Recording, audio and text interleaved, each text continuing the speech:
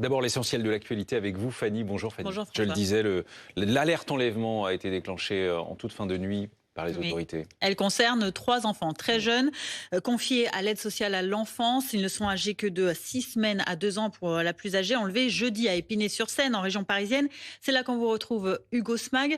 Les parents sont suspectés et surtout le temps presse pour retrouver les enfants. Oui, effectivement, et la principale préoccupation des enquêteurs aujourd'hui, c'est le cas de Dalia, la plus jeune de ses 3 enfants. Elle a 6 semaines, elle est née prématurément. Elle est atteinte d'une malformation du cœur, ce qui préoccupe évidemment les enquêteurs puisque cette malformation nécessite une intervention médicale sous 48 heures.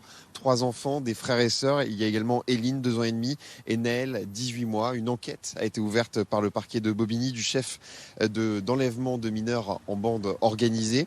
Les suspects aujourd'hui, ce sont les parents. Il y a donc le père Abdelkader Ben Abderrahman, il a 24 ans, il fait 1m70.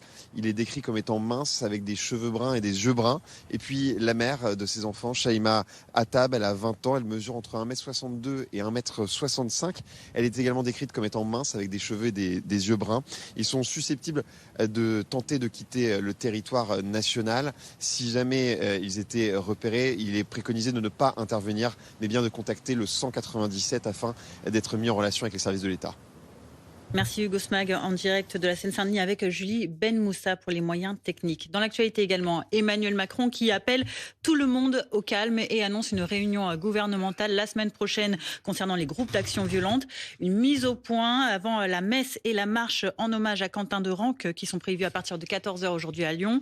Une semaine après la mort du militant nationaliste lynché lors d'un affrontement, plusieurs compagnies de CRS, des escadrons de gendarmerie et des centaines de policiers nationaux vont encadrer les quelques 2000 à 3000 participants qui sont annoncés, notamment de l'ultra-droite, y compris de l'étranger. Et dans le cadre de l'enquête, on le rappelle, 7 personnes, des hommes, ont été mis en examen, dont 6 écroués, parmi lesquels des collaborateurs du député La France Insoumise, Raphaël Arnaud. De la Gironde à la Bretagne, ce matin, l'ouest de la France a toujours les pieds, voire la taille dans l'eau. Oui, ça continue de monter dans certains départements, avec notamment le Maine-et-Loire, la Loire-Atlantique et la Charente-Maritime, qui sont toujours placés en vigilance rouge pour le risque de crue. 9 autres, eux, sont en vigilance orange, notamment la Gironde, particulièrement touchée ces dernières semaines par la succession des tempêtes. Thomas Girard, vous êtes à Langon, où la décrue, heureusement, s'annonce, mais elle est encore très lente.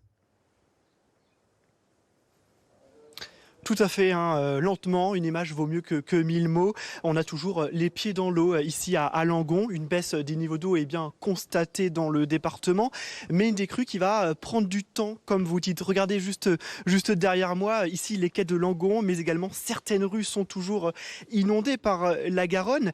La hauteur de la Garonne est actuellement à 8,27 m ici à Langon. Alors ici, les habitants que j'ai rencontrés ce matin me font part de leur optimisme.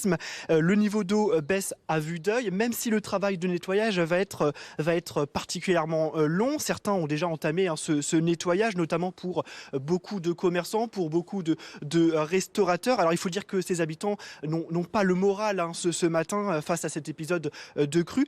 Et pour rappel, dans le département, ces 2 tronçons qui restent toujours en vigilance orange, ainsi que 4 en vigilance jaune. Hier soir, 2500 foyers étaient toujours privés d'électricité dans le département et la préfecture qui appelle toujours à la plus grande prudence. Gérard, pour ce point de situation en Gironde. Et puis à Paris, la tour Montparnasse et l'université de Sciences Po ont été évacués un temps hier dans la soirée après une alerte à la bombe. Mesure préventive sur ces 2 sites après le signalement aux alentours de 18h de la présence possible d'un engin explosif dans plusieurs endroits de la capitale, comme également la tour Eiffel ou encore la salle de spectacle du Bataclan. Aucune menace n'a finalement été identifiée après les différentes levées de doute. Merci beaucoup, Fanny. Prochain point sur l'actualité avec vous, toujours à 11h.